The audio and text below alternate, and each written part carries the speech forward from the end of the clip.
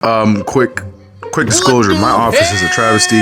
I have new monitors getting ready to put there, so microphone's not plugged in, computer's not plugged in. So today's video will be recorded in my vehicle.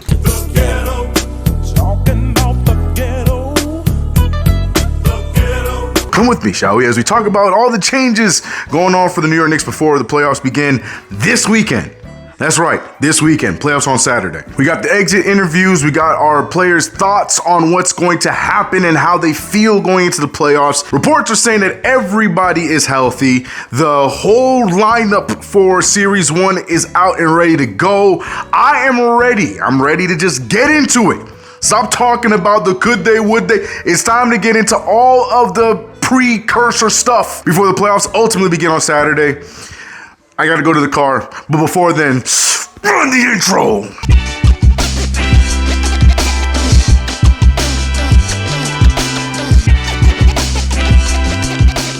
What's going on, CK Crew? It's your boy CK2K, and welcome back to another video. If you haven't already subscribed to the channel, hit the notification bell. Don't forget to like this video. My apologies in advance for the ambiance. I'm in my wife's car, so this video will be in a different location. We'll be back to normal next Tuesday. But guys, it is finally that time. It is finally officially playoff time. I mean, as of me making this video, play-ins are continuing tonight on ESPN, but it is officially for our New York Knicks playoff time. Knicks and Pistons will go at it starting on Saturday. We also have the full schedule in front of our faces, but enough about that. Let's get into the nitty-gritty. Let's get into the facts. Let's get into the things that we want to know, as we've had a few players discuss and talk about things in front of the media leading up before game one on Saturday. We had Jalen Brunson talk about a few things. Josh Hart spoke. Tom Thibodeau spoke. A lot of things to break down and go into. If you have yet to see it, I got it right here for you. That's the whole point of these videos. So let's start with the head of the snake, head coach Tom Thibodeau. Tom Thibodeau was asked a bunch of questions, a lot of them having to do with rotation,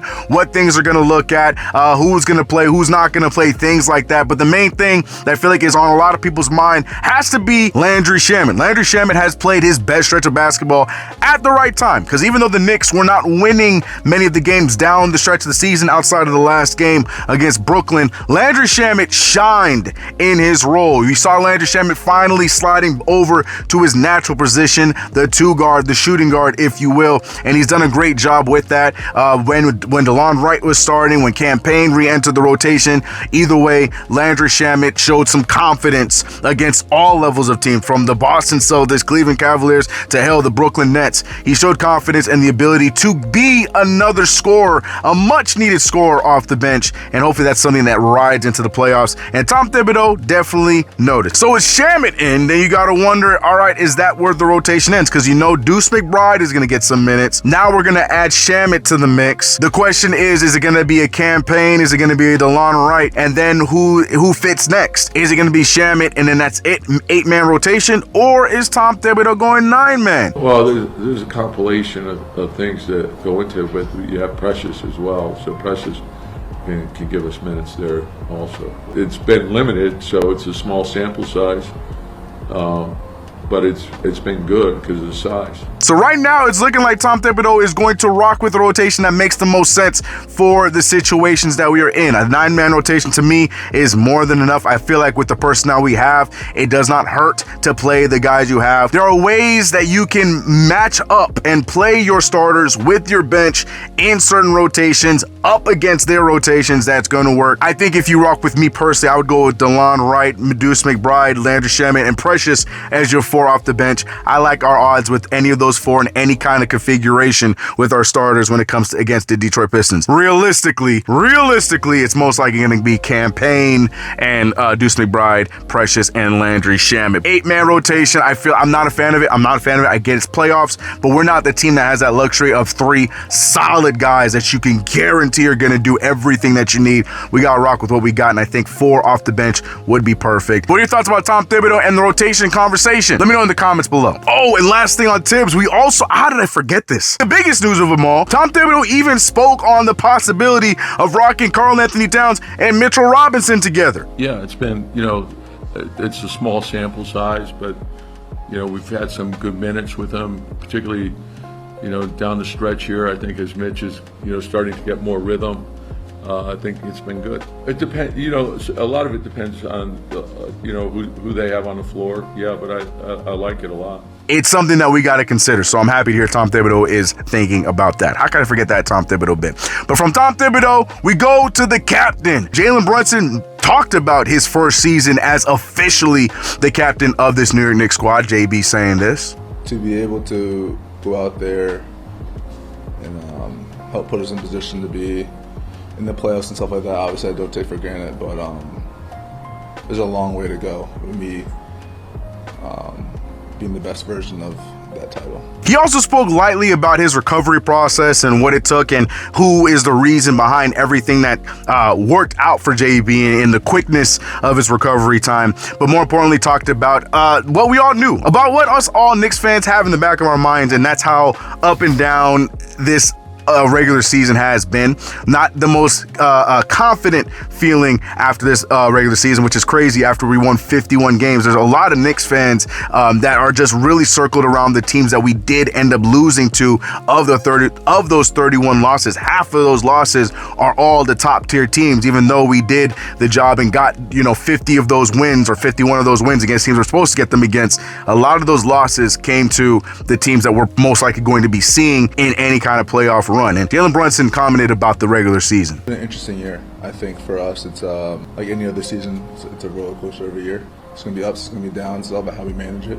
And but now that the regular season's over, it's all about how can we just move on and get better the next day. And I know it's a term that people don't like to hear, but we learn from what we did in the past, good or bad, and we move on and we get better. It's the name of the game at this stage of the season. Lastly, JB showed his respect to the Detroit Pistons, as he should have. The Detroit Pistons had not only a good regular season for the most part, but they had a good regular season against us. JB talked about what to expect when it comes to playing against this team and what he's expecting when it comes to playing this team in the first round. It's definitely a challenge. They bring a level of physicality that is known with JB Bickerstaff teams. And so I think they embrace that. They embrace him. And so they got a good thing going over there.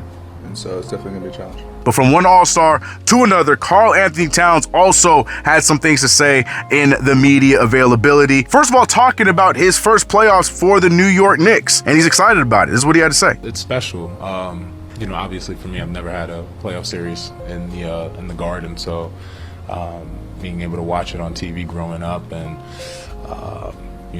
to see the crowd, just let alone on a regular season game, they're special. So I can only imagine it's on another level in the playoffs. So it's our job to, bring our best foot forward and do the best we can in front of our fans. And, obviously they want to see wins as much as we do. So we're all in this together. He also defended Mikal Bridges, someone else who just joined the team this offseason, and both of them playing in their first year. And he talks about the value of Mikal Bridges. A lot of people seem to be blinded by that because of the trade package more so than what he brings to this season. I mean, people complain to me about saying his defense is this, his defense is that. But if you look at him statistically, his defense was pretty solid this year. He's done a great job against the likes of a lot of the top tier talent in the NBA. I know we like to pick and choose and remember certain games where he didn't play well, but for the most part, Mikal Bridges did a good job. But Karl Anthony Towns does a great job talking about the value of Mikal Bridges, saying this. I think for me and Mikal, we just wanted to show our value to the team, and I think that throughout the year,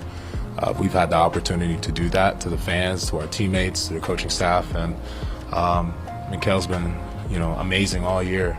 Not only on the court, but in our locker room. He's been such an integral part in the morale and the life in the locker room. So he's very, very valuable to our team. I think that this, we found a way to get over 50 wins, and now we have to have that translate into playoffs. So, I think during the season we just kind of, gave the team opportunity to see us in different ways where we can help the team win, and just not playing the ball in the basket, but maybe in different ways, with whether it's off the court or on the court. And lastly, we had Josh Hart and OG Anunoby answer a few questions, starting with Josh Hart, who talked about the same two new Knicks in Mikal Bridges and Karl Anthony Towns, and how it's going to be exciting to see them playing their first games in Madison Square Garden with Knicks uniforms on. They're they'll get a feel for the Garden and how electric it is in the playoffs. The criticism, you know, they're gonna love you some days, they're gonna hate you other days. So you gotta put the criticism out. You know, at the end of the day, the only thing that matters is if you put that work in. He also briefly talked about his jump shot. A lot of people, myself included, be real critical on Josh Hart's A, choices to turn down open shots, and B, when he gets open shots, missing them terribly. Josh Hart, he has confidence in the shot, and that's all I care about. Confidence, baby. This week is a good week to really put the work in on it. You know, I'm working, obviously practice, you know, getting shots up in practice, after practice. I have a friend at the court in his house, so before practice I go over there, I shoot at his house, and then I shoot either at the facility at night or back at his house at night. So I'm getting probably 2 or 3, you know, workouts of shooting and just making sure I'm comfortable and confident with it. And lastly, my guy OG just kept it real simple. They asked him the excitement about playing the playoffs, and this is what he had to say.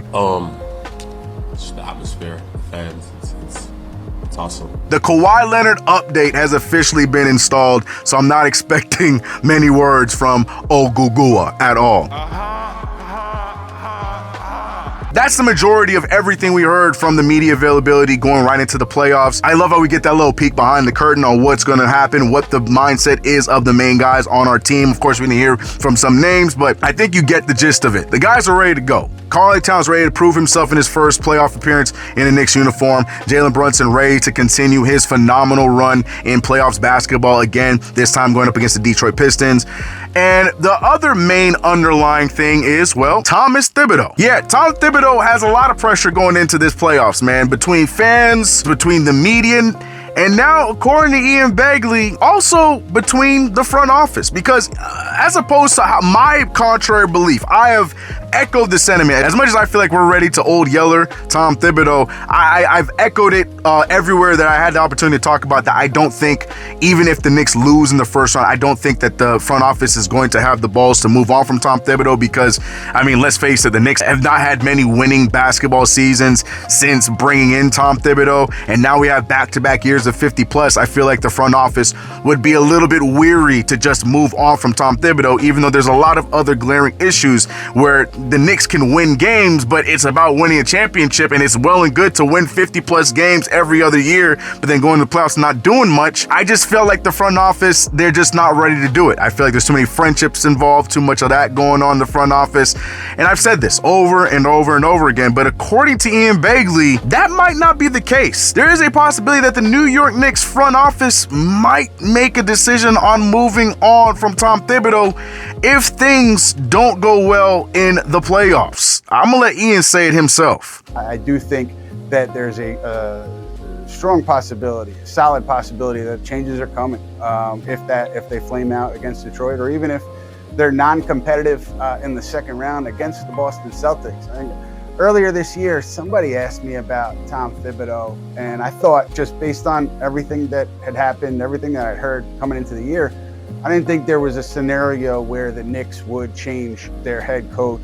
But now, more recently, just having conversations with people and seeing kind of which way the wind is blowing, I think this is the stakes are high for Tom Thibodeau. Obviously, with the first round exit or even lack of competition in the second round are both possibilities in which the Knicks can consider. Again, consider. They didn't say they would do it, but consider moving on from Tom Thibodeau. Now, I know there are people watching this video or hearing that and they're jumping for joy and being excited, stuff like that. And I'm not that. I mean, yes, as much as I would love to move on from Tom Thibodeau, it's more so because I feel like we've just seen it all as far as Tom Thibodeau. Peace and love to him. I respect everything he's done for this organization. We would not be in this spot without him. He brought culture to this team. He brought winning to this team. He made it to a place where players want to come play for. He's upped a lot of players' games. So I'm not just going to ignorantly come in here and say and blame Tom Thibodeau for everything, but also watch the game. Tom Thibodeau is probably one of the only coaches in the NBA that does not use his roster. I mean, it came to when we got injured for him to go to the lower lower end of our roster.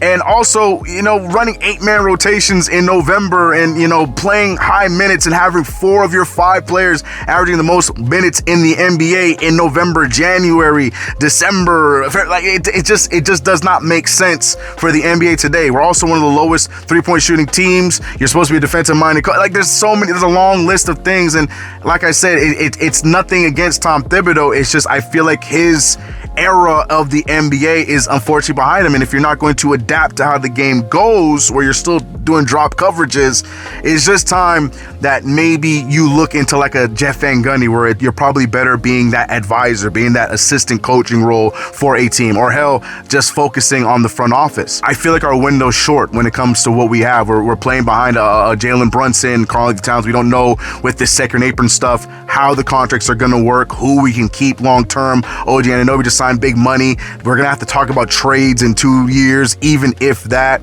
The window's closing, and you want to make sure that you utilize the talented roster that we have right now, so we don't have to worry years down the line like what we could have done, what we should have done.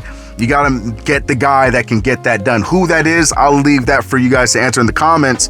But, we've seen teams do this in the past and it work out in their favor. We've seen teams get rid of a coach that did such a good job for them, but just couldn't get him over the hump, hire somebody the next year, and they end up doing exactly what's needed. We've seen it from the Mark Jacksons of the world to the Dwayne Caseys of the world, and so on and so forth. And, Tom Thibodeau just might be another one of those names. But according to Ian Begley, if things do not go the way that the front office wanted to go in this playoff run, there is some consideration there on moving on from Tom Thibodeau. And I'll be honest, I'm surprised. I'm very surprised. I thought that it was going to be, regardless of what happens, they're going to give Tibbs another try, make excuses. But here we are. We are in the end game. All that being said, I don't care. I want the Knicks to get the job done. I'm hoping, praying that the New York Knicks somehow have that extra gear that we've seen in the past. Find that extra gear, go on a run, play the way that the Knicks play in the playoffs, behind a Jalen Brunson who's always inspired. Karl-Anthony Towns had a solid first round last year. I'm hoping that Mikal Bridges shows his prowess and shows why he's important.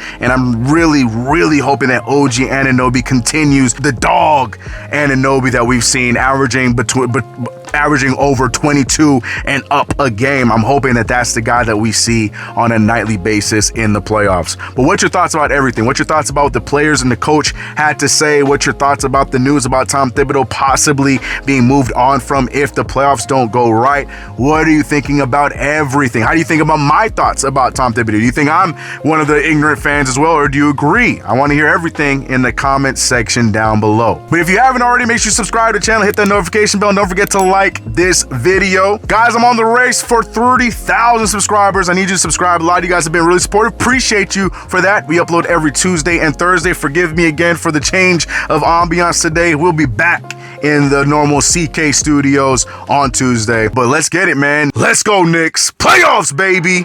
I'm excited. Peace. All right, let me get my ass back in this house. Okay.